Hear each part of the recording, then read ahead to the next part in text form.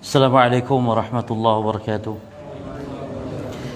Alhamdulillahirabbil alamin wassallallahu wasallama baraka ala nabiyyina Muhammadin wa ala alihi wa ashabihi ajma'in, amma ba'd. Para jamaah kaum muslimin wal muslimat rahimani wa rahimakumullah, kembali diulangi bahwa Al-Qur'an dan nas-nas di dalam agama kita, di dalam Islam, baik Al-Qur'an ataupun hadis-hadis, maka ditinjau dari muhkam dan mutasyabihnya terbagi tiga. Al-Quran yang pertama, Al-Quran semuanya muhkam, maknanya yakni jelas, tidak saling kontradiksi, tidak ada yakni saling bertabrakan, semuanya saling menguatkan, saling menjelaskan, ya. Dan Al-Quran tibyanan likulli syai', penjelas atas segala sesuatu, ya.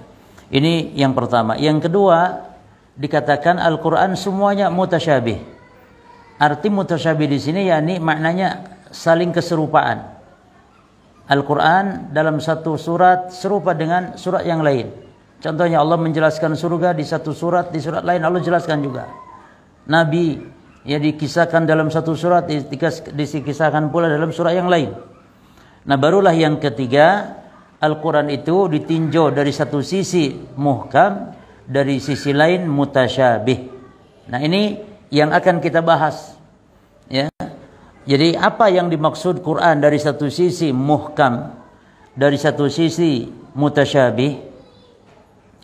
Ini sebagaimana disebutkan dalam surah Ali Imran, dalilnya dulu, yang juga nanti disebutkan oleh mu'allif di kitab kita ini. Di dalam Ali Imran ayat yang ke-7, para jemaah, Allah Subhanahu wa taala berfirman, "Huwallazi anzala 'alaika al-kitaba minhu ayatun muhkamatun." Perhatikan lafaz per lafaznya. Dialah Allah yang telah menurunkan kepada engkau wahai Muhammad Al-Qur'an. Di antaranya ada ayat muhkamatun yang jelas. Hunna ummul kitab. Yang jelas itulah induknya Alkitab. Jelas jemaah? Berarti yang muhkam itu adalah ummul kitab, atau ummul kitab itu adalah yang muhkam. Lalu wa ukharu mutasyabihat, dan yang lainnya ada ayat-ayat yang mutasyabih. Nah, mutasyabih di sini maknanya samar, ya, rancu. Maknanya mutasyabih di sini lawan dari yang jelas, gitu jemaah. Maka Al-Quran yang muhkam jelas, ya, ini bagi siapa? Jelas bagi orang-orang yang berilmu. Berarti bagi orang yang berilmu, Quran semuanya apa jemaah? Muhkam. Enggak ada yang tidak jelas. Adapun Al-Quran mutasyabih artinya samar atau rancu atau nampak kok bertentangan, itu bagi siapa? Bagi orang yang tidak mengerti, bagi orang yang jahil. Berarti kalau demikian antara muhkam dan mutasyabih, ya, muhkam maknanya Al-Quran jelas semua. Bagi siapa jelas? Bagi orang yang berilmu. Makanya kata Allah, wa ma ya'lamu ta'wilahu illallah warasikhuna fil ilm. Dan tidak ada yang mengetahui takwilnya Al-Quran kecuali hanya Allah dan orang yang mendalam ilmunya. Maka kata Ibnu Abbas, bukan bermaksud sombong Ibnu Abbas, ya. Kata Ibnu Abbas, akulah, ya, ana minar rasikhina fil ilm alladhi ya'lamuna ta'wilahu. Ibnu Abbas bukan sombong maksudnya, yakni bagi kalian tidak paham, rancu, tapi bagiku tidak. Ya, contoh jemaah. Contoh kata kalimat inna nahnu nazzalna dzikra, bagi orang awam rancu ayat ini. Karena kalau nahnu itu kan artinya kami. Kalau kami Allahnya berapa? Kalau kami berarti banyak. Rancu bagi sebagian orang. Termasuk banyak ayat-ayat yang lain, termasuk hadis-hadis. Ada bagi sebagian orang itu rancu, tapi hakikatnya tidak. Ya. Taib. Dan para ulama membagi mutasyabih ini, yang rancu ini, kepada dua. Mutasyabih ini. Mutasyabih ini tadi apa? Tadi yang apa mutasyabih maknanya para jemaah? Kalau yang muhkam itu jelas gitu ya. Kalau mutasyabih ini yang la yufhamu ma'nah, yang maknanya enggak dipahami dari lafadznya. Lafadznya ini enggak dipahami maknanya. Wa yahtaj ila tafsir wa ila bayan. Dan butuh kepada tafsir atau kepada bayan, kepada penjelasan. Taib, mutasyabih para ulama membagi dua lagi. Pertama, al-mutasyabih al-mutlaq. Ya. Al-Quran mutasyabih dibagi dua lagi.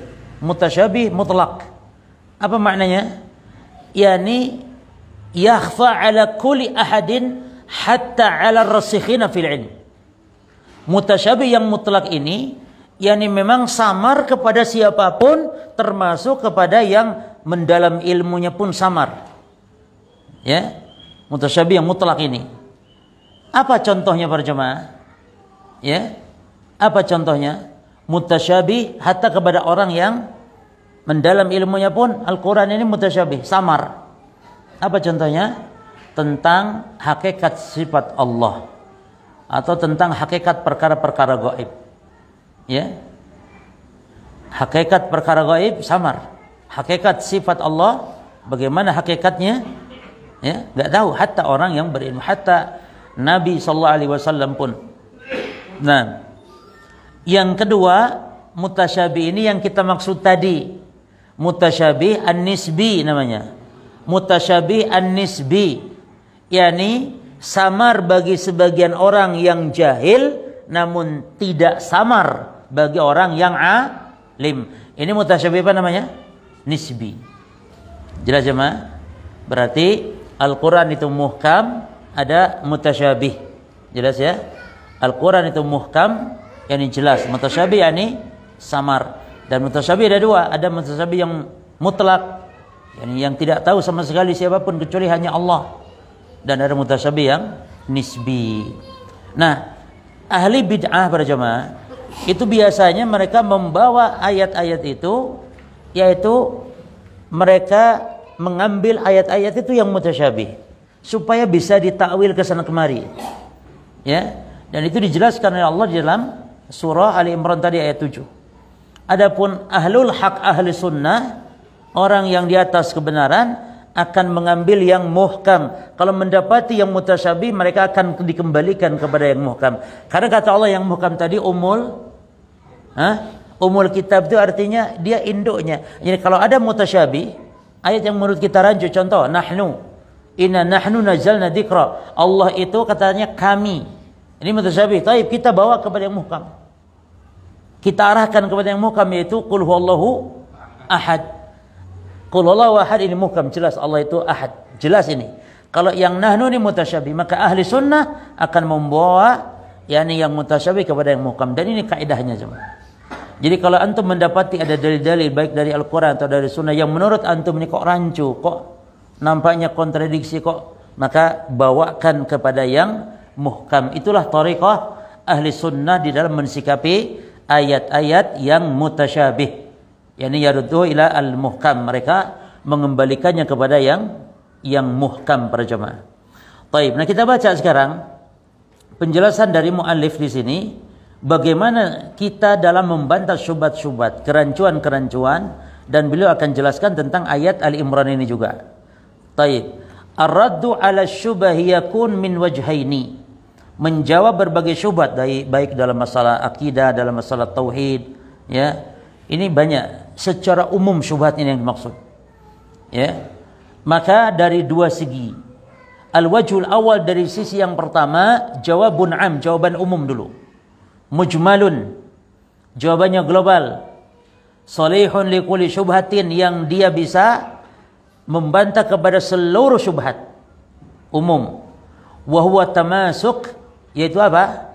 Yaitu berpegang teguh kita bil muhkami, dengan yang muhkam, wa raddul mutasyabih ilaihi, dan mengembalikan yang mutasyabih tadi kepada yang muhkam, hatta yakuna muhkaman, sehingga ayat yang nampak menurut kita rancu tadi atau menurut orang rancu tadi menjadi jelas, menjadi muhkam. Atau kalau tidak mampu, tidak bisa, awit tawakuf fi ma'naha, atau kita tawakuf, kita katakan tidak tahu. Misalnya ada orang Nasrani nanya ke orang Islam yang bodoh, kata orang Nasrani, Muslim, katanya kamu Tuhanmu satu esa, tapi buktinya di sini Tuhanmu ngomong kami, berarti Tuhanmu itu banyak. Nah kalau si Muslim tidak bisa jawab, cukup katakan tidak tahu saya. Tanya kepada ahlinya. Saya tidak paham urusan ini. Jadi jangan dilayani gitu. Oh yo debat karo aku, debat. Ini dia kalah akhirnya. Jadi kalau tidak tahu ya sudah tawakuf. Suruh tanya kepada ahlinya. Tanya kepada ulama kaum muslimin. Gitu. Jadi jangan mau dibodohin sama orang-orang seperti itu. Atau dari ahli bidah kalangan kaum muslimin. Ya, dari orang Syiah dan semisal. Kalau antum tidak paham, maka tidak usah berdebat dengan mereka. Cukup antum tawakuf fi makna. Tawakuf tentang maknanya, enggak tahu saya maknanya. Tapi wal imanu, dan wajib kita beriman bahwa Al-Qur'an bi anna kalam Allah, bahwa Al-Qur'an kalamullah itu la yatanaqad, tidak kontradiksi. Wajib kita iman itu. Kalau nampak ini ayat kok bertentangan ya, gitu, dan antum enggak tahu penjelasannya, maka antum tidak usah jawab, tapi antum wajib iman bahwa sebenarnya tidak bertentangan. Hanya aku nggak bisa menjelaskan bagaimana mengkompromikan atau mendudukannya. Jelas jemaah? Kecuali kalau antum bisa jawab tadi. Maksud kami dalam bahasa Arab menunjukkan keagungan. Maksud kami dalam bahasa Arab, hatta dalam bahasa Indonesia juga sama. Ya, Bung Karno ngomongnya apa ketika kemerdekaan? Kami bangsa Indonesia. Kami, padahal yang ngomong Soekarno tok satu orang. Karena kami ini menunjukkan apa? Sopan jemaah. Menunjukkan pengagungan. Sama dalam bahasa Arab. Kalau ngomong nahnu kami, menunjukkan pengagungan.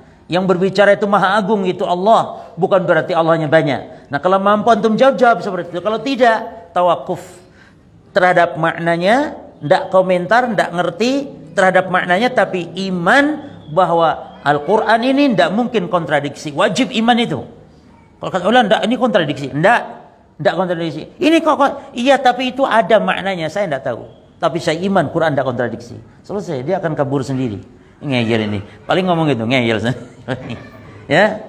Wa anna kalam Nabi, dan juga kalamnya Nabi la yukhalifu kalam Allah. Dan juga kalamnya Rasul tidak mungkin bertentangan dengan kalam Allah. Kalau misalnya dibenturkan, ini hadis bertentangan dengan Quran, dibenturkan begitu, maka kita katakan tidak. Kalaupun nampak berbenturan kontradiksi, itu hanya pandangan kita yang jahil. Adapun hakikatnya tidak. Nah, demikian para jemaah.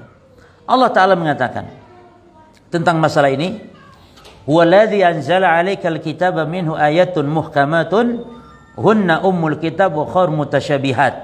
Perhatikan, dialah Allah yang telah menurunkan kepada engkau Muhammad Al-Quran, diantaranya ada ayat yang muhkamat, yaitu ummul kitab, induknya. Jadi induknya itu kan rujukan terhadap yang di bawahnya, kan itu jemaah. Maka kalau ada yang mutasyabihat, maka kembalikan kepada induknya, yaitu yang muhkam. Wa fa'ammal ladzina fi qulubihim zaig, perhatikan, adapun orang-orang yang ada dalam hatinya kesesatan, kata Allah, maka fayattabi'una, dia akan mengikuti ma tasyabaha min. Dia akan ikuti yang rancu tadi, yang mutasyabih. Ahli bid'ah, orang-orang kafir, ya, akan melihat yang rancu-rancu ini. Untuk apa? Tujuannya dua saja. Yang pertama, ibtiga'al fitnah, untuk membuat fitnah, ya. Yang kedua, wabtiga'at ta'wilih, untuk mencari-cari supaya bisa diotak-atik. Karena kalau yang muhkam nggak bisa. Yang bisa diotak-atik itu adalah setiap nas yang mutasyabih, dalam tanda kutip tadi. Karena kan hakikatnya nggak ada yang mutasyabih kalau bagi ulama, kan jemaah. Mutasyabih itu bagi orang awam maksudnya. Itu baru bisa dibawa ke ini, penafsiran itu, penafsiran begini, penafsiran begitu, sesuai dengan apanya jemaah? Hawa nafsu, selera. Mana madhab untuk mendukung madhabnya, mendukung pemahamannya. Ya. Makanya Ali bin Abi Thalib ketika menasihati kepada Ibnu Abbas ketika mau berdebat dengan orang Khawarij, apa kata Ali? Wahai Ibnu Abbas, debatlah orang Khawarij dan kamu keluarkan hujah-hujahmu hanya dari sunnah saja. Jangan bawa Quran. Karena kalau Quran mereka bisa takwil-takwil cuma. Tapi kalau sunnah kan penjelasan terhadap Quran. Sunnah itu penjelasan, rincian. Seperti sholat subuh di Quran nggak ada tentang 2 rakaatnya sholat subuh. Ya kan jemaah? Jadi jumlah rakaat di Quran nggak ada. Ukuran nisab zakat nggak ada di Quran. Tata cara sholat nggak ada di Quran. Semuanya rinciannya dalam sunnah. Maka kata Ali, debatlah orang Khawarij supaya mereka bisa bungkam diam dengan sunnah, jangan kau bawakan Quran. Karena Quran akan mereka takwil. Ya. Baik. Lalu wa ma ya'lamu ta'wilahu illa Allah, padahal tidak ada yang mengetahui takwilnya ilallah kecuali Allah. Ini kalau mutasyabih yang mutlak berhenti di sini. Maka membaca ayat ini jemaah berhentinya boleh wa ma ya'lamu ta'wilahu ilallah. Boleh di situ berhenti. Maknanya tidak ada yang mengetahui takwilnya kecuali Allah. Ini artinya yang mutasyabih yang mutlak, enggak ada yang tahu kecuali hanya Allah. Tentang sifat Allah bagaimana hakikatnya. Contohnya, tentang bagaimana hakikatnya nih perkara gaib hanya Allah yang tahu. Adapun kalau dibaca berhenti di warasihun juga boleh. Ya, wa ma ya'lamu ta'wilahu ilallah warasikhuna fil ilm. Boleh juga berhenti di situ. Maknanya ini adalah mutasyabih yang nisbi tadi. Bahwa mutasyabih tidak ada yang tahu tawilnya kecuali Allah dan orang yang berilmu. Ya, baik. Orang yang berilmu. Yaquluna amanna bihi kullun min 'indi rabbina wa ma yadhakkaru illa ulul albab. Baik. Selanjutnya para jemaah. Wa qala sallallahu alaihi wasallam. Perhatikan hadis Nabi. Beliau berkomentar tentang ayat ini. Kata Nabi, "Idza ra'aitahum." Idza ra'aita ini harokatnya salah ya. Idza ra'aitahum. Idza ra'aitahumul ladzina yattabi'una ma tashabaha min. Apabila engkau melihat mereka, kata Nabi, orang-orang yang mengikuti yang rancu-rancu dalam ayat, mengikuti yang mutasyabih, apa kata Nabi? Faulaika alladzina, maka mereka itu adalah orang yang sammallah, orang yang Allah maksudkan dalam ayat, yaitu fi qulubihim apa tadi? Zaid. Berarti orang sesat itu. Jelas jemaah. Orang yang sesat itu, fahdharuhum, maka berhati-hati terhadap mereka, jangan bergaul dengan mereka, jangan bermajlis dengan mereka. Hadis ini dalil menunjukkan untuk apa jemaah? Untuk tidak boleh bermajlis dengan ahli bid'ah, dengan orang yang sesat. Jelas jemaah ya? Nah ini kita bantahan kepada syubhat. Kalau datang syubhat, misalnya datang orang mengatakan, ini syubhatnya umum apapun sih ya, apapun dia mengatakan, ini ayat kok bertentangan ya, ini hadis kok bertentangan, ini ayat kok nggak sama dengan ayat ini ya. Maka kita jawabannya apa tadi? Kita katakan bahwa yang syubhat tadi wajib kembalikan kepada yang muhkam.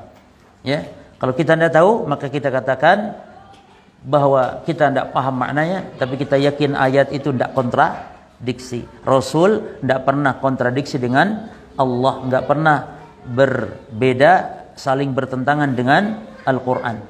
Demikian. Sekarang yang kedua, al-wajhu tsani, jawabun mufassal, jawaban yang rinci kalau ini. Yani yaruddu bihi an kulli syubhatin bi'ainiha. Yani membantah syubhat sesuai dengan syubhatnya tertentu. Kalau syubhat berkaitan misalnya tentang masalah Allah itu satu atau banyak, ya kita jawab dengan jawaban yang tertentu juga.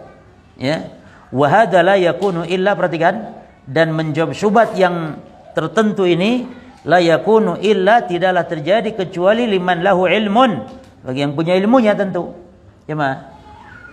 Wattila'un bi kitabillah, dan bagi orang yang mengetahui dengan pengetahuan yang mendalam tentang Al-Quran wa sunnati rasulih, dan sunnah rasul. Yani ini bagi para ulama tentu. Ya, syubhat berkaitan dengan masalah tertentu. Baik, qala ta'ala wala ya'tunaka bimasalin illa ji'naka bil haqqi wa ahsana tafsira. Tidaklah orang kafir itu, kata Allah, datang kepada membawa yakni sesuatu yang aneh-aneh, ya, kerancuan. Maka kata Allah, illa ji'naka, kecuali kami datangkan kepada engkau Muhammad bil haqqi, kebenaran, wa ahsana tafsira, dan sebaik-baik tafsir. Jadi artinya Allah telah menurunkan ilmu untuk membantah syubhat-syubhat tersebut. Hanya tentu bagi oleh orang yang mengetahui, orang yang berilmu tentunya. Adapun kita tadi secara umum jemaah, kita bisa bantah demikian. Kalau ada kerancuan, katakan la, ini tidak benar. Ya. Misalnya ada dalil dari Quran, dari hadis tentang Maulid Nabi misalnya, dibawakan sederet dalil. Antum tidak usah bingung dengan dalil itu. Ya. Tidak mungkin Kebid'ahan itu ada di Quran. Tidak mungkin kebid'ahan ada dalam hadis. Jadi kalaupun ada, itu maknanya bisa jadi nggak ada hubungan dengan maulid. Bisa jadi dalil tentang cinta Rasul, tentang perintah untuk hadir di majelis ilmu, ya kan pengajian, atau bagi-bagi telur itu apa, bersedekah. Dalilnya paling seperti itu. Adapun dalil Nabi, sahabat, ya tabi'in merayakan maulid, maka ini hal yang mustahil. Nah, jadi tidak setiap dalil itu benar dalam berdalil dalam pendalilan. Ya, semua orang berdalil sama. Hatta iblis saja berdalil. Orang kafir berdalil, semua ahli bidah punya dalil. Tapi apakah dalilnya sahih, yang pertama? Yang kedua, apakah benar istidlal, ya, bahwa Nabi sallallahu alaihi wasallam melakukan hal-hal yang bid'ah. Nah, ini dia yang kita maksudkan, bahwa kalau ada syubhat kita katakan ini tidak mungkin, ya. Hal-hal yang rancu tidak mungkin ada, maka yang rancu ini dikembalikan kepada yang muhkam. Baik. Qala ba'dul mufassirin, sebagian ulama di tafsir mengatakan tentang ayat ini, hadhil ayatu 'amatun fi kulli hujjatin ya'ti biya ahlul batil ila yaumil qiyamah. Ayat ini bersifat umum, ya, untuk membantah semua hujjah atau argumen dari ahlul batil sampai hari kiamat. Ini Allah pasti datangkan apa jawabannya. Baik. Tanbihun. Nah, di sini ada catatan. Lakin hahuna amrun yajibu tafattunu lahu. Namun di sini perlu hal yang harus dipahami. Harus cerdas kita, yaitu apa? Annahu la yanbaghi lil insan, tidak boleh, tidak selayaknya bagi seseorang an yadkhula fi mujadalati ahadin. Tidak boleh seorang itu suka berdebat itu. Kalau ada kerancuan misalnya, jangan suka debat seperti itu, illa ba'da an ya'rifa hujjatahu, kecuali setelah mengetahui hujjah-hujjahnya, wa yakunu musta'iddan lidahriyah, sehingga siap untuk mengalahkan lawan debatnya, ya, wal jawab anha, dan juga punya jawabannya. Ini kita ini kan misalnya di antara saudara kita yang miskin ilmu tapi hobinya debat gitu, mendebat karena baru semangat gitu, ya, baru punya 1-2 jurus sudah. Jadi nggak usah didebat. Kalau ada yang sesat, ya biarkan dulu, karena kita juga belum memiliki ilmunya gitu, jemaah. Nanti kalau sudah kalah baru ngomong, Ustaz ini gimana ini, baru Ustaz gimana ini, yang membuat masalah dia, Ustaznya dibawa, apalagi di medsos, jemaah. Ya jangan suka debat. Kita di medsos itu, jemaah, tidak tahu siapa orang ini. Apakah orang yang baru keluar dari rumah sakit jiwa, bisa jadi di pasiennya Dokter Utomo, tapi langsung dia main medsos. Kita tidak paham, tidak ngerti. Jadi jangan debat di medsos yang kita tidak jelas siapa orang ini, ya. Taib. Sing waras ngalah, katanya kan itu. Taib. Kita lanjut berikutnya. Faedah yang ke berapa?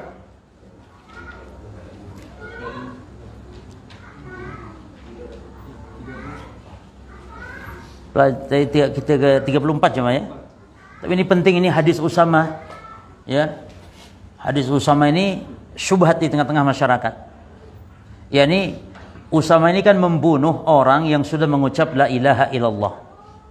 Membunuh orang yang sudah mengucap la ilaha illallah. Dalam pikiran Usamah bin Zaid, orang ini mengucap itu karena untuk cari selamat, karena sudah kepepet, sehingga Usamah membunuhnya. Nah, Nabi marah.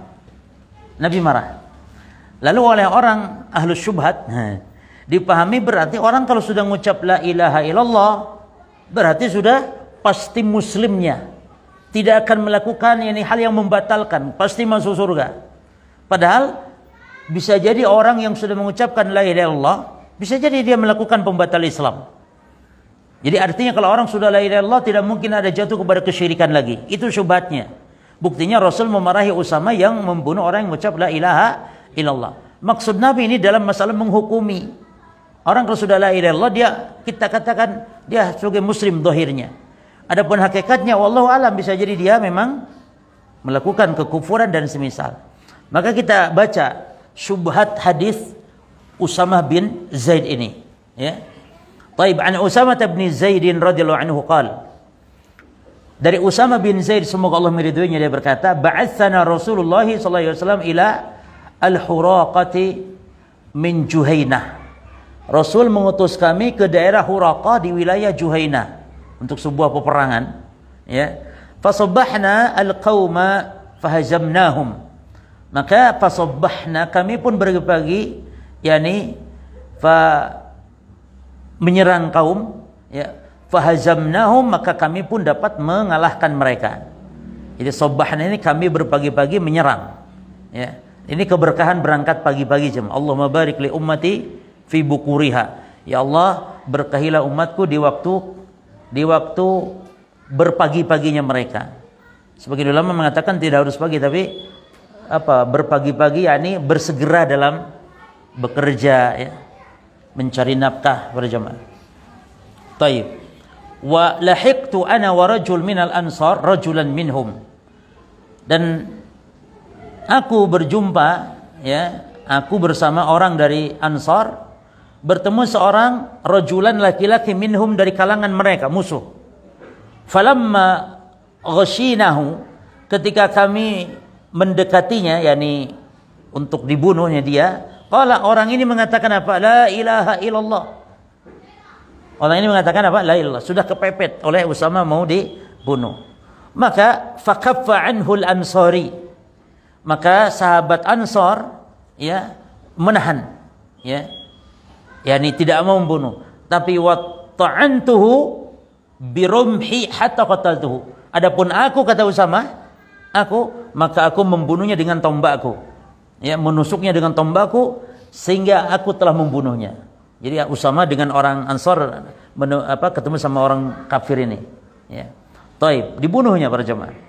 Qala falamma qadimna, ketika kami ke Madinah disampaikanlah balagha dzalika Nabi, kepada Nabi disampaikan, lalu Nabi marah.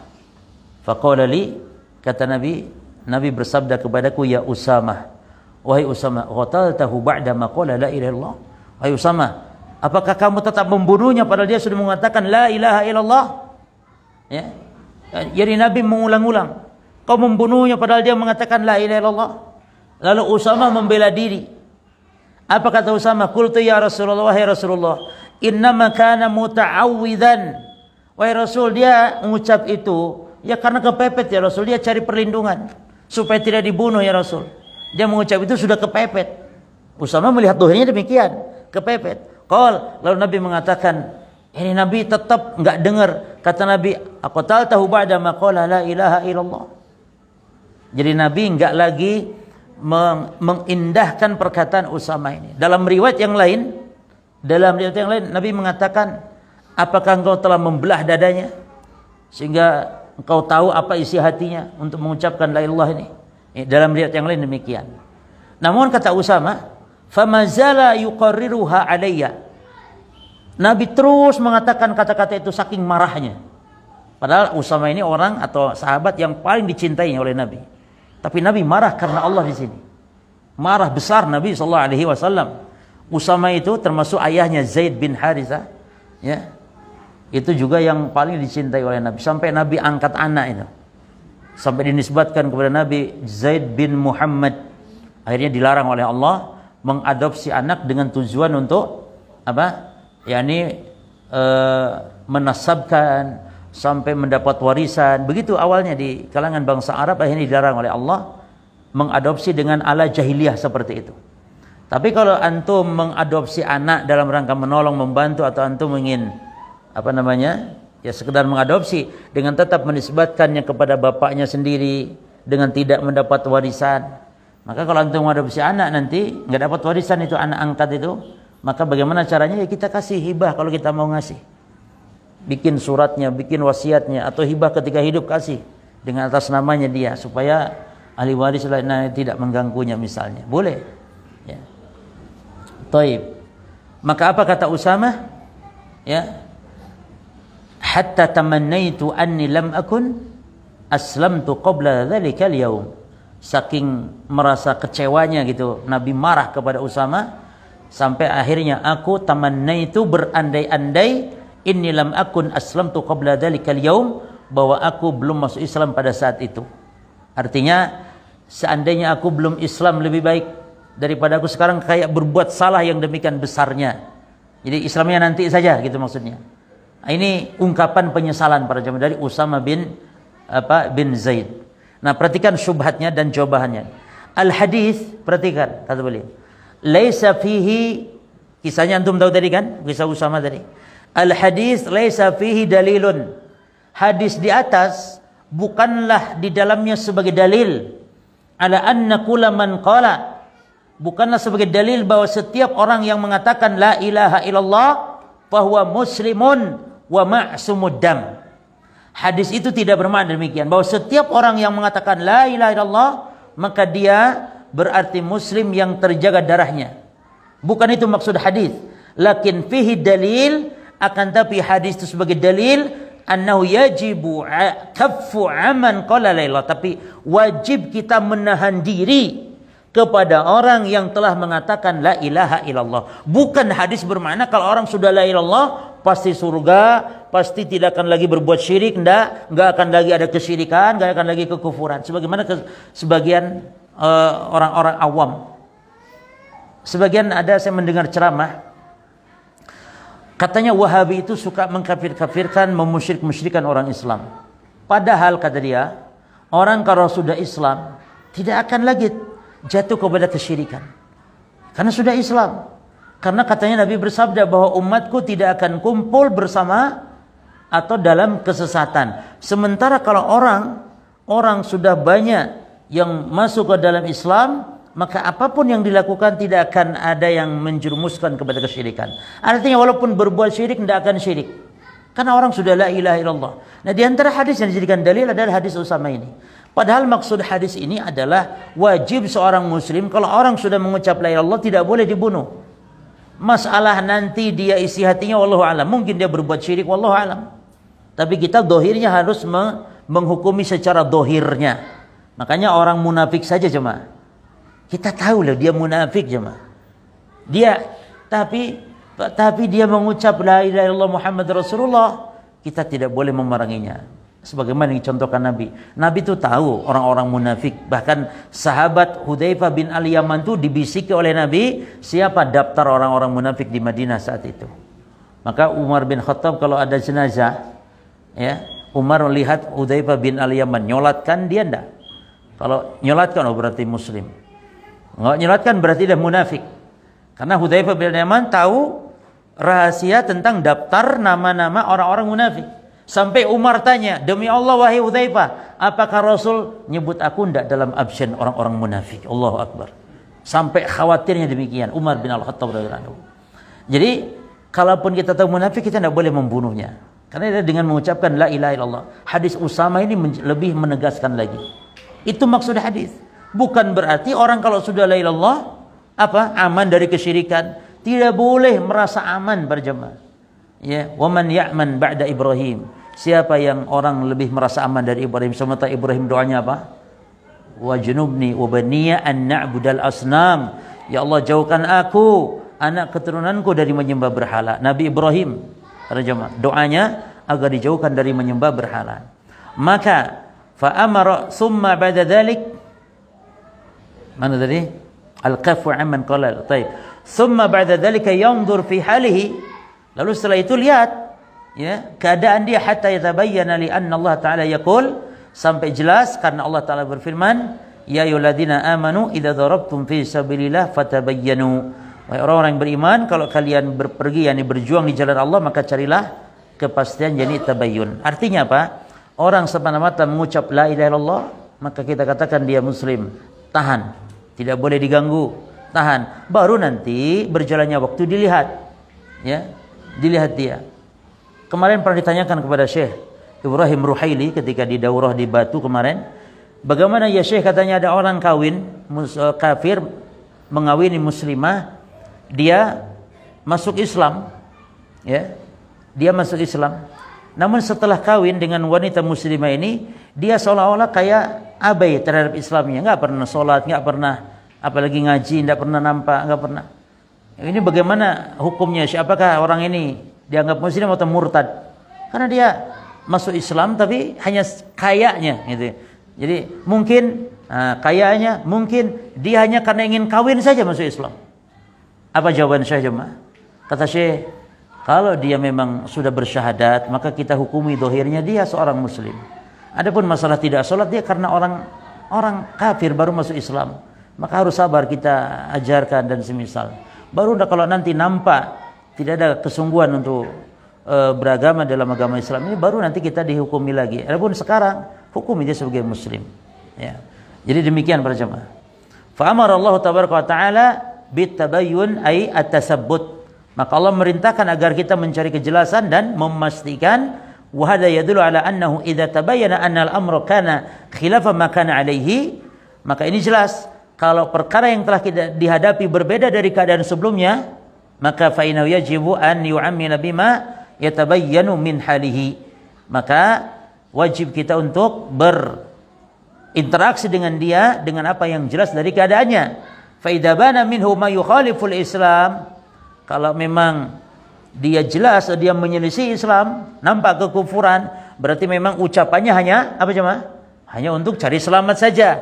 Ucapannya memang hanya untuk nikahi wanita muslimah saja, maka barulah dihukumi sebagai orang kafir kalau memang sudah jelas. Tapi kalau semata-mata ucapan yang kita belum jelas, wajib kita hukumi dia sebagai seorang muslim. Nah, ulukana la yuqtal mutlaqan idza qala lam yakun faidatan li amri ma tasabbut. Sebenarnya tidak boleh dibunuh secara mutlak, ini tanpa syarat, misalnya hanya karena mengucapkan kalimat tersebut, tentu tidak ada gunanya ada perintah untuk memastikan keadaannya. Jadi disuruh oleh Allah memastikan seorang yang mengucap la ilaha illallah itu dipastikan dulu betul tidak ini. Kalau tidak, ya kalau dia musuh ya dibunuh. Kalau bukan musuh ya berarti dihukumi ini. Kalau bukan memerangi ya kita hukumi dia orang kafir. Kalau perkawinan ya sudah, batalkan lagi perkawinannya. Kan gitu. Kaum muslimin di situ yang bertanggung jawab, walinya perempuan ini yang bertanggung jawab. Ya. Demikian. Dan pengurus atau pihak KUA barangkali ya, maka harus menceraikan kalau memang tidak ada nampak kesungguhan untuk masuk Islam atau untuk berislam. Ya. Taib. Wa ala kulli hal fa inna hadits Usamah laisa fihi dalil ala anna man qala la ilaha illallah wa musyrik ya'budu al-asnam wal amwat wal malaika wal jin wa ghaira dzalika yakunu musliman. Ini di garis bawah di sini. Intinya hadis Usamah tadi bukanlah dalil bahwa orang yang mengucap la ilaha illallah, ya, orang yang mengucap la ilaha illallah wahwa musyrik, padahal dia adalah orang musyrik yang nyembah berhala, yang dia nyembah orang mati, nyembah malaikat, nyembah jin dan nyembah lain-lain, disebut muslim. Ini jangan sampai gitu jemaah, orang sudah mengucap la ilaha illallah tapi dia juga nyembah berhala, tetap saja muslim karena sudah syahadat ini. Dasarnya hadis Usamah ini keliru pendalilannya jemaah. Tadi tetap kita harus pastikan ada orang masuk Islam, ya kita awalnya hukumi zahirnya muslim. Tapi lama-lama kalau memang terus diajari tidak mau, bahkan kita lihat dia juga ke gereja lagi, oh ya tidak bisa jemaah, masih terus disebut muslim juga, ya berarti ini orang tidak benar, memang masuk Islam pura-pura. Nah demikian maksud dari hadis Usamah bin Zaid radhiyallahu an. Faedah yang ke-53 para jemaah. Aku balik ya. Al-khamisatu was-salasun. Ya 35. Makna hadis Itban. Ya. Baik. Lah ini faedah kita lewati jemaah. Kita faedah. Ini ada syubhat yang itu hadis Itban juga syubhat tapi tidak terlalu ini. Syubhat yang lumayan ini nih. Yang ke-36 jemaah. Jawaban terhadap hadis as'aluka bihaqqi sa'ilin. Ini tentang tawasul dengan Nabi. Ya. Ini para jemaah, ada dua jawaban terhadap syubhat ini. Ada dua jawaban terhadap syubhat ini. Yakni ada hadis, lengkapnya hadis para jemaah ini hadis riwayat Imam Ibnu Majah. Ya. Hadis riwayat Ibnu Majah, lengkapnya hadis. Di sini ada enggak? Tapi enggak ada ya. Lengkapnya hadis para jemaah. Katanya dari Abu Sa'id. Lengkapnya hadis ya, dari Nabi. Lalu Nabi katanya dalam hadis ini bersabda, "Man kharaja min baitihi ila shalah." Siapa yang keluar dari rumahnya menuju salat ke masjid. Faqala, lalu dia baca doa, "Allahumma inni as'aluka bihaqqi sa'ilina 'alaika." Ini yang masalah. Ini syubhat jemaah. Ini syubhat ini. Seolah-olah boleh tawasul dengan jahnya Nabi. Ya. Maka kalau antum dapat seperti ini, apalagi ini hadisnya Ibnu Majah lagi. Hadis dalam Kitabus Sunan gitu. Ini kan berarti sangat luar biasa syubhatnya. Ya. Jadi dalam hadis ini, siapa yang sholat, yakni keluar rumah sholat ke masjid, lalu dia baca Allahumma inni as'aluka bihaqqi sa'ilina alaika. Jadi dia doanya seperti ini. Ya Allah, sesungguhnya aku memohon kepadamu dengan hak peminta, hak sa'ilin, hak peminta kepadamu. Was'aluka bihaqqi mamsyaya hadha. Dan aku meminta kepada engkau ya Allah dengan haknya jalanku ini. Dengan haknya jalanku ini. Fa inni lam akhruj asyaran wala bataran wala riya'an wala sum'atan. Dan aku keluar bukan untuk syarran keburukan, bukan untuk bataran kesombongan, bukan. Wala riya'an, dan aku keluar bukan karena riya ya Allah. Wala sum'atan, bukan pula sum'ah. Wa kharajtu tiqa as-sukhtika. Aku keluar dalam rangka aku menghindar dari murkamu ya Allah. Wabtiga amardatika, dan berharap ridhamu ya Allah. Fas'aluka an tu'idhani minan nar. Ya Allah, aku mohon kepada engkau agar aku diselamatkan dari neraka. Wa antaghfira li dhunubi, dan agar diampuni dosaku. Innahu la yaghfiru dhunuba ila anta. Sungguhnya tidak ada yang mengampuni dosa kecuali engkau. Aqbalallahu alaihi biwajhihi. Maka kata Nabi, katanya dalam hadis ini, Allah pun akan menghadapkan wajahnya, wastaghfirullahu, dan Allah mengampuni dia 70,000 malakin, sejumlah ya, atau 70 malaikat pun mengampunkannya atau memintakan ampun baginya. Ya, jadi ini kan katanya berarti hadis ini boleh bertawasul dengan makhluk, karena disebutkan di sini bihaqqi sa'ilin. Ya, maka jawabannya ada dua jawaban para jemaah. Jawaban pertama, baca di sini, al-wajhul awal al-haditsu lam yathbut. Yang pertama, hadis tidak sahih. Kalau dengan jawaban pertama kan sudah selesai. Kita tidak mau debat dalam urusan hadis yang tidak sahih. Fala yahtaju bihi, dan tidak dijadikan hujah hadis ini untuk bolehnya tawasul dengan makhluk. Ini ketika doa misalnya Allahumma bihaqqi Muhammad atau bijahi Muhammad, bijahil Mustafa, ya Rabbi bil Mustafa. Ya, dengan hadis ini menunjukkan bolehnya. Ya. Jadi di dalam sanadnya Atiyah al-Aufi wa huwa dhaif. Di dalam sanadnya ada seorang rawi bernama Atiyah al-Aufi, dan dia adalah dhaif, mujamma'un ala dha'fihi. Ulama ahli hadis sepakat atas lemahnya rawi ini. Kama qala ba'dul muhaditsin, sebagaimana dikatakan oleh sebagian muhadits. Jelas ya. Jadi jawaban pertama, hadis tentang tawassul kepada makhluk termasuk doa di salat duha jemaah. Allahumma la duha ila dahuka wa bahuka wal Allahumma apa jemaah? Bihaqqi duhaika. Tuh. Ya Allah, dengan melalui hak waktu duhamu. Berarti tawassul dengan waktu duha, dengan makhluk. Ini memang hadis, bukan hadis, itu doa tidak ada asal usulnya. Ya. Allahumma la duha ila jawabah wal jamal jamaluk al ma in kana rizqi fil sama fa anzilhu. Ya Allah, kalau rezeki di langit turunkan, tahtal ard fa akhrijhu, in kana ba'idan fa qaribhu, kalau jauh dekatkan. Sehingga dipahami juga dengan doa yang tidak ada asal usulnya ini, dipahami kalau salat duha untuk apa? Kemudahan rezeki. Enggak ada padahal kaitannya. Cuman karena di dalam doanya yang doa tidak sahih ini ada kaitan dengan ya Allah, kalau rezeki di dasar bumi keluarkan, kalau masih di langit turunkan, Masya Allah, yang jauh dekatkan ya Allah. Ya. Biduhaika, dengan sebab duhamu, tuh, dengan perantara duhamu. Taib. Al-wajhus tsani, perhatikan. Segi yang kedua bantahannya adalah annahu laisa fihi tawassul bihaqqi syakhsin muayyan. Jadi hadis ini tadi, kalaupun kita lihat sekarang dari sisi maknanya. Tadi antum sudah dengarkan hadisnya kan? Kayak gitu ya. Ya, siapa yang keluar rumah ke salat di masjid lalu dia membaca doa ini tadi. Maka hadis ini tidak ada isinya tentang tawassul kepada hak seseorang yang tertentu, tidak. Wa inna ma fihi at-tawassul, akan tapi dia tawassul dengan apa? Bihaqqi sa'ilin. Bihaqqi sa'ilin, yakni kepada orang atau dengan melalui orang yang meminta umuman, secara umum. Iya kan?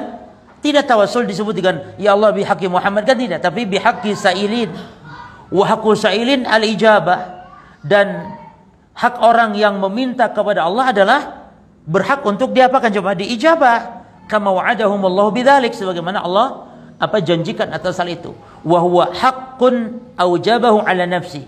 Jadi artinya seolah dia bertawasul dengan hak pengkabulan, karena orang yang minta berhak diijabah. Maka dia seolah mengatakan kepada, ya Allah, aku mohon kepada engkau sebagaimana haknya orang yang berminta pasti dijabah, maka ijabah ya Allah. Ini kan gak ada salah perkataan seperti ini. Bukan bentuk tawasul kepada makhluk, tapi kenapa dijadikan dalil tawasul boleh kepada Nabi Muhammad atau kepada wali yang telah mati dengan hadis ini? Kalaupun ini hadis dianggap sahih, kalaupun, tanda kutip, kalaupun dianggap sahih, maknanya pun tidak salah. Jadi salah paham terhadap makna. Maka bahwa tawasul ilaihi biwa'dihi shadiq la bihaqqi makhluk. Berarti orang ini tawasul terhadap janji Allah yang pasti benar. Kalau meminta pasti akan diijabah, bukan tawasul kepada haknya makhluk. Jelas ya? Berarti ada dua sisi. Dari sisi sanad dhaif nggak bisa dijadikan hujah. Kalaupun dari makna juga tidak masalah gitu hadis tadi. Baik. Nah, sekarang dijelaskan rincian oleh beliau hukum tawasul dengan jahnya Nabi. Ya, tawasul dengan Nabi maksudnya tawasul dengan jah Nabi. Perhatikan jamaah, ini tidak sampai syiriknya. Jadi tawasul kepada Nabi itu ada 3 macam. Tolong diperhatikan. Tawasul dengan Nabi atau melalui Nabi itu ada 3 hukum cuma. Perlu dicatat ini dan tidak ada di kitab. Jadi at-tawasul bin Nabi salah satu aksam. Tawasul dengan Nabi ada 3 macam. Yang pertama, at-tawasul bil imani bihi. Tawasul kita kepada Allah terhadap keimanan kita kepada Nabi. Maka ini boleh. Tawasul yang sahih. Tawasul yang masyru'. Jadi tawasul kita dengan apa jemaah? Dengan keimanan kita kepada Nabi. Sebagaimana mungkin mengatakan Allahumma inni amantu bi rasulika. Ya Allah, aku telah beriman kepada Rasulmu ya Allah. Faghfirli, maka ampuni aku ya Allah, karena aku telah beriman kepada Nabimu. Melalui keimananku kepada Nabimu ya Allah. Itu tawasul dengan keimanan kita. Ini babnya tawasul dengan amal saleh. Kan kita dalam Quran juga diajarkan seperti ini. Rabbana innana sami'na munadiya yunadi lil iman an aminu bi rabbikum fa amanna. Lalu apa kata kita? Rabbana faghfir lana. Ini setelah kita beriman, jadi tawasul terhadap iman kita. Iman kepada Allah, tawasul iman kita yakni kepada Nabi. Nah, jadi dalil yang lain Ali Imran 193 jemaah. Tawasul dengan keimanan kita kepada Nabi. Ini boleh. Baik, yang kedua, ats-tsani at-tawassul bidu'aihi sallallahu alaihi wasallam. Bertawasul kepada Allah melalui doanya Nabi Muhammad. Ya. Dan ini hanya terjadi ketika Nabi Muhammad masih paham dengan doanya Nabi, termasuk dengan doa orang soleh selain Nabi. Boleh. Kan para sahabat datang kepada Nabi, ya Rasulullah, halakal amwal, celaka binasa ya Rasulullah, yakni harta-harta kami ini ontanya mati karena kekeringan.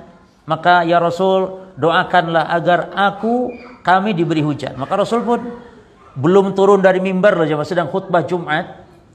Ketika datang orang, berarti boleh ya jemaah, kalau sedang khutbah Jumat itu, kalau ada hajat seseorang boleh, dan Rasul memberhentikan khutbahnya.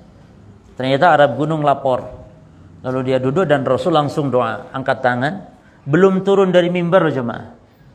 Belum turun langsung basah. Basah kok ya Rasul? Karena masjid ini kita masih alhamdulillah. Masjid kita masih ada atapnya. Zaman Rasul SAW hanya pelepah. Jadi kalau hujan turun, basah di atas mimbarnya Rasul SAW. Jadi tawasul yang kedua apa? Tawasul dengan doanya Nabi SAW. Ya. Dan ini boleh hanya saja ketika Nabi masih hidup. Adapun Nabi sudah wafat, kita datang ke kubur Nabi, ya Rasulullah, doakan saya ya Rasulullah, saya kekeringan. Lah, tidak ada sahabat. Makanya ketika Umar kekeringan, datangnya kepada siapa jemaah? Kepada Abbas paman Nabi, bukan ke kubur Nabi Umar. Maka kata Umar, ya Allah, kalau dulu kami biasa kalau hujan, ndak turun hujan, kami minta didoakan melalui nabimu. Maka sekarang kami minta didoakan oleh pamannya nabimu, ya Allah. Ayo Abbas, kata Umar, ayo Abbas, engkau berdoa. Jadi bukan Umar yang doa, ya Allah, melalui Abbas, ya Allah melalui keagungan Abbas. Tidak, Abbas doa kamu. Dia berdoa karena dia ahlul bait, orang yang dekat dengan Nabi sallallahu alaihi wasallam, ya. Jadi Abbas minta agar Umar minta agar Abbas berdoa, ya. Maka kata Umar, ya Allah, inna kunna natawassal ilaika binabiyina, ya, fataskina, ya Allah, dulu kami bertawasul melalui doa nabimu. Jadi nabimu berdoa, ya Allah, lalu engkau pun turunkan hujan. Wa inna natawassalu ilaika, dan sekarang kami pun butuh hujan, ya Allah, maka kami bertawasul kepada engkau bi'ammi nabiyina, dengan pamannya nabi kita, nabi kami, ya. Maka Abbas berdoa. Wa amarul Abbas an yakum, maka Umar perintahkan Abbas untuk berdiri. Fayad Allah subhanahu wa ta'ala bisuqya, lalu Abbas mohon agar diturunkan hujan. Fatawassal fi hayatin nabi, ya, fatawassal fi hayatin nabi bidu'aihi jaiz. Maka bertawassul kepada Nabi dengan doanya saat beliau masih hidup dibolehkan. Nah, yang ketiga sekarang, at-tawassul bijahi Rasul. Tawassul kepada Allah, minta doa melalui jah. Apa jah? Kedudukan Rasul, kemuliaan Rasul. Seperti misalnya, Allahumma inni as'aluka bijahi nabiyyika an taghfirli, misalnya. Ya Allah, sungguhnya aku mohon kepada engkau melalui jahnya, kedudukan Nabi, agar engkau mengampuni aku, atau memberi rezeki, atau menyembuhkan penyakit. Termasuk kalimat yang sering diucapkan oleh kaum muslimin, khususnya di negeri kita, ya Rabbi bil Mustafa balligh ma qasidana waghfir lana ma. Hafal ya memang, karena setiap hari dengar jemaah. Ya Rabbi bil Mustafa balligh ma qasidana waghfir lana ma madha ya wasi'al Maulaya salli wa sallim daiman abadan alal khairil hab. Lali wis enggak usah, enggak apa-apa, masih lali enggak apa-apa. Enggak tahunya pun itu ilmu jemaah. Jadi kita enggak tahu kesesatan, itu ilmu. Baik.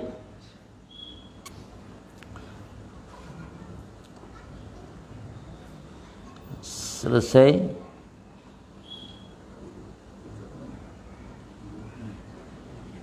Jadi hukum tawassul dengan jah Nabi, ya, itu la yajuz li umurin, tidak boleh karena tiga hal, karena beberapa hal.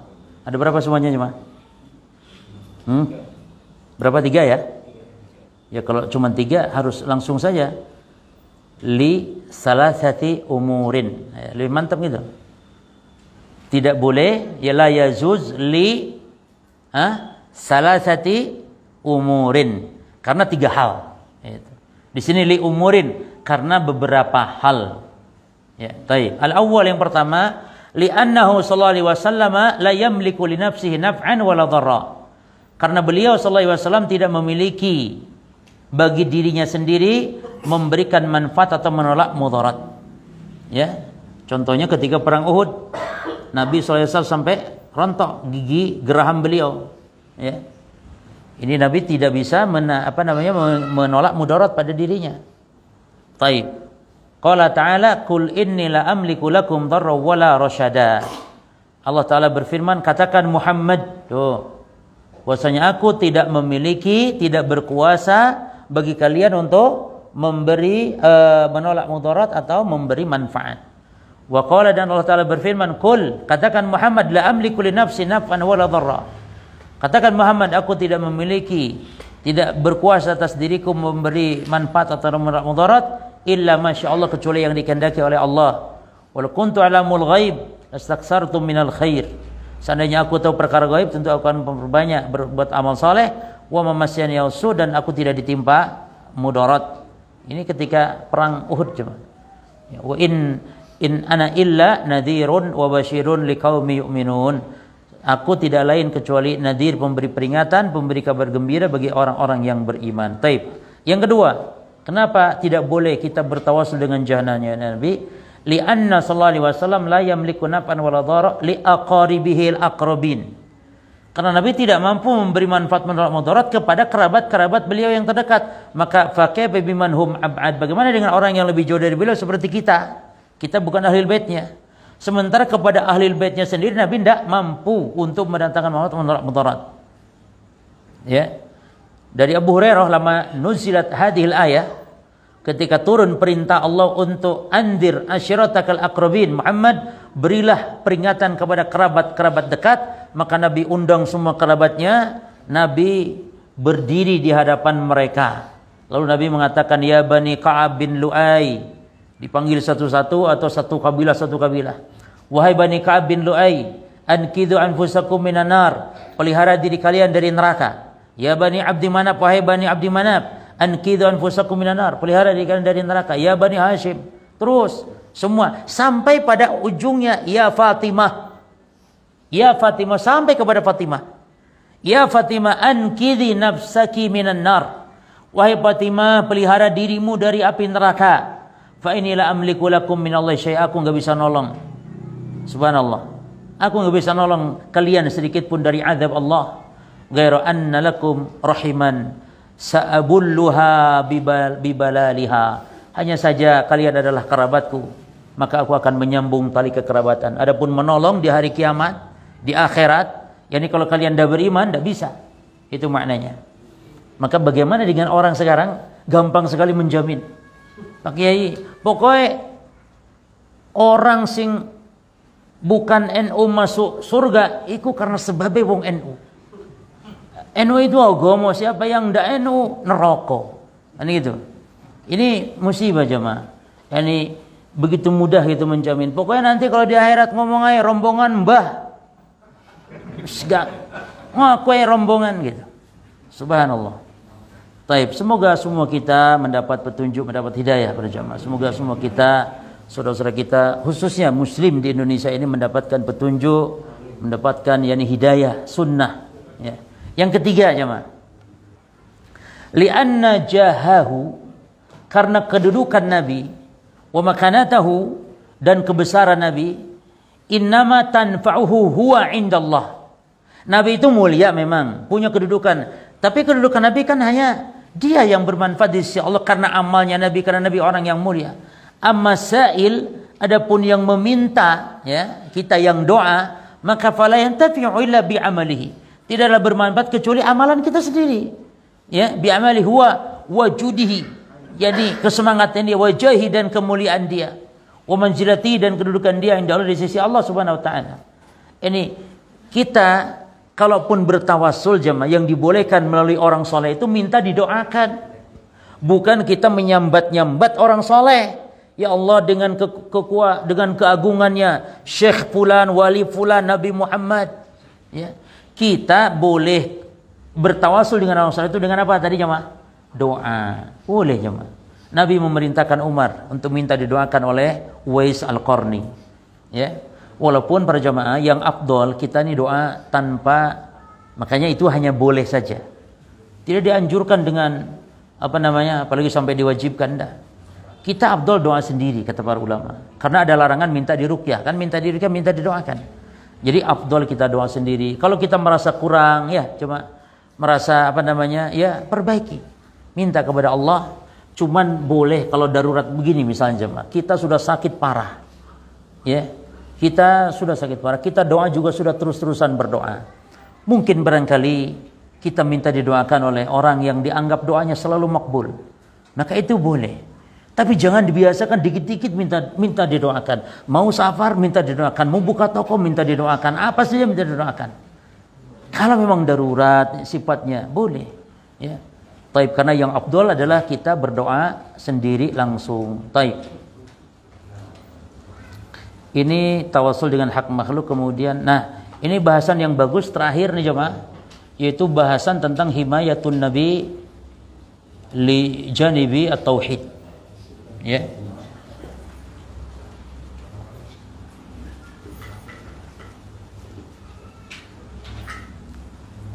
Taib. Laqad hamma an-nabiy sallallahu alaihi wasallam janib at-tauhid bi kulli wasilah. Perhatikan jemaah. Saking pentingnya tauhid, Nabi telah betul-betul menjaga aspek tauhid ini dengan berbagai cara, subhanallah. Dengan lisan Nabi, dengan perbuatan Nabi, ya, dengan berbagai cara. Di antaranya yang pertama nih, muallif memberikan contoh-contohnya. Yang pertama at-targhib fi tauhid wa bayan fadailihi wa thamaratihi. Dengan cara mendorong orang agar betul-betul bertauhid dan menjelaskan keutamaan tauhid. Jamaah, cukup keutamaan tauhid cukup satu saja. Hadis Qudsi, Allah Ta'ala berfirman, tolong dengarkan baik-baik. Hadis Qudsi ini, kata Allah, "Yabna Adam, wahai anak Adam," kata Allah, "idza laqitani, apabila engkau bertemu aku, mati yani, bi qurabil ardi khataya, dengan membawa dosa sepenuh bumi." Engkau mati bertemu aku, belum tobat dari dosa, berapa banyak dosanya? Sepenuh bumi jemaah. Namun syaratnya satu, kata Allah, la tusyrik bi syai'an. Syaratnya kamu mati bawa dosa sepenuh bumi, tapi kamu tidak berbuat syirik sedikit pun kepadaku. Berarti dosa ini maksud dosa-dosa selain kesyirikan. Dosa berzina, dosa minum khamr, dosa macam-macam. Satu dua, bukan, sepenuh bumi. Terbayang nggak dosa aja? Bukan sak sumanap. Dosa sak sumanap kecil. Sak bumi dosa. Subhanallah. Dosa semuanya, belum taubat, iya, tapi tidak berbuat syirik kepada Allah, maka la ataituka bi qurbiha magfiratan, maka aku ampuni, aku datangi kalian dengan membawa ampunan sepenuh bumi pula. Tuh tauhid nih, bagaimana dahsyatnya tauhid jemaah. Artinya jemaah, orang dosa-dosa selain daripada dosa kesyirikan, seberat apapun dosa, masih ada harapan ampunan Allah, rahmat Allah. Bisa jadi Allah ampuni, mudah bagi Allah. Dan rahmat Allah lebih luas daripada murka Allah. Tapi syarat bukan kepada orang musyrik, bukan kepada orang berbuat syirik. Allah masih luas ampunannya. Jangan putus ada rahmat Allah. Tapi orang yang mati dalam keadaan belum bertobat dari perbuatan syirik, maka Allah haramkan ampunannya, Allah haramkan rahmatnya. Innallaha la yaghfiru an yushraka bihi wa yaghfiru ma duna dzalika liman yasha. Ya. Jadi yang pertama ini Nabi anjurkan, Nabi sebutkan buah dari tauhid. Yang kedua jemaah, tarhib, ancaman, menakut-nakuti Rasul dari perbuatan syirik, dan Nabi menjelaskan akibat buah dari kesyirikan. Di antaranya apa jemaah? Kekal dalam neraka, tidak keluar lagi selama-lamanya. Waliyadzubillah. Taib, yang ketiga, bayan azim khaufihi SAW, menunjukkan, menjelaskan Nabi Muhammad bagaimana cara beliau untuk menutup pintu kesyirikan, menjelaskan tauhid, yakni menunjukkan, menjelaskan betapa Rasul khawatir dan takutnya jatuh kepada kesyirikan. Rasul begitu mengkhawatirkan umatnya. Makanya kata Nabi SAW, inna akhwafa ma akhafu alaikum asyirkul asghar. Sesungguhnya yang paling aku khawatirkan menimpa kalian adalah syirik kecil. Lalu ditanya Rasul, apa syirik kecil? Kata Nabi, ar-riya, syirik kecil itu riya. Jadi yang paling aku khawatirkan dalam lafaz yang lain, yakni lebih aku khawatirkan daripada fitnah dajjal para jemaah. Ya. Itu yang disebut dengan syirkul khafi. Fitnah dajjal itu lebih besar dari fitnah-fitnah lain. Tapi ada Nabi yang lebih khawatirkan dari fitnah dajjal, apa itu? Syirik yang samar tersembunyi, yaitu riya. Ya. Baik, kita jelaskan sedikit tentang dajjal jemaah. Jadi dajjal itu ya anak Adam, dia anaknya Adam. Dajjal itu. Jadi bukan jin, bukan malaikat, bukan. Jadi anak Adam, dan dia tuh pemuda. Ya, annahu syabun, pemuda dia. Dan warna kulitnya ahmar, yakni putih kemerah-merahan. Nah, fa idza rajulun ahmar jasim, dan dia mamsuhul ainil yumna, mata yang kanannya tertutup, yakni picak sebelah. Maka dajjal itu matanya berapa? Dua, hanya yang satu terhapus, yakni picak sebelah, awar, ya. Kemudian maktubun baina ainaihi kafirun, antara dua matanya tuh, dalilnya berarti dua mata. Antara dua matanya yang di sininya tertulis kafara atau kafir. Yaqruha kullu muslim hatta walau kana ummiyan. Terbaca oleh setiap orang Islam. Terbaca oleh setiap orang-orang yang beriman walaupun dia buta huruf. Ya. Kemudian di antara sifat Dajjal adalah afhaj. Afhaj itu inna masih Dajjal rajulun qasirun afhaj. Orangnya pendek cuma. Orangnya pendek. Ya. Orangnya pendek, gemuk, kemudian afhaj, afhaj yakni kakinya O. Kan ada kaki X. Kalau Dajjal O. Ini manusia cacat tuh cuma.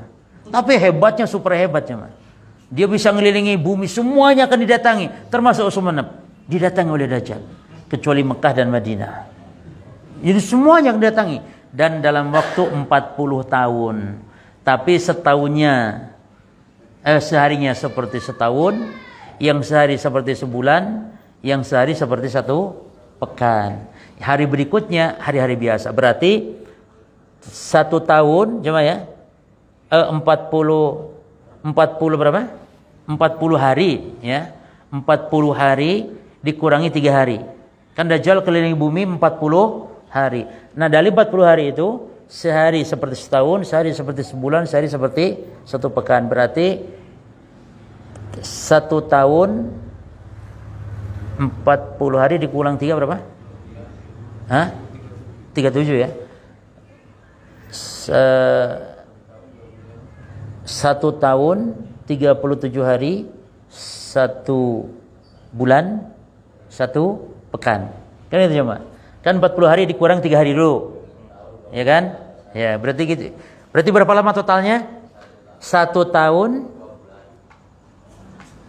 Tadi 37 hari dulu ya. Oh, itu 2 bulan.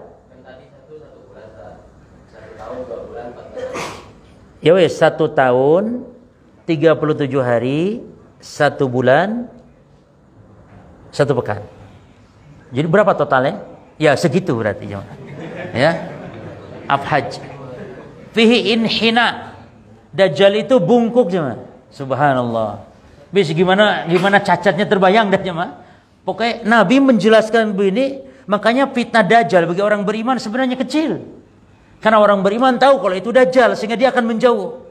Karena di antara kiat selamat dari fitnah Dajjal, bagaimana caranya jemaah? Menjauh, bukan malah diikuti. Beda dengan ibu-ibu, orang-orang Arab Badui dan orang Yahudi, dia akan ikuti Dajjal. Tapi orang beriman akan menjauh. Kaum wanita ngikuti Dajjal. Makanya yang paling gampang tergoda oleh fitnah adalah kaum wanita. Dulu waktu zaman si Ponari jemaah, yang banyak ngantri, wallahil azim, yang banyak ngantri untuk berobat ke si Ponari siapa? Ibu-ibu. Mbuh apa yang ditanyakan ke si Ponari itu? Enggak tahu apa yang ditanyakan. Gampang terkena fitnah. Terus di antara sifat Dajjal, ajla al-jabhah, dahinya lebar. Antum catat sifat-sifatnya itu. Ya, jadi sudah bungkuk, letter O, ya. Rambutnya jad, keriting. Putih kemerah-merahan. Bungkuk. Apa lagi? Gemuk, pendek, masih muda.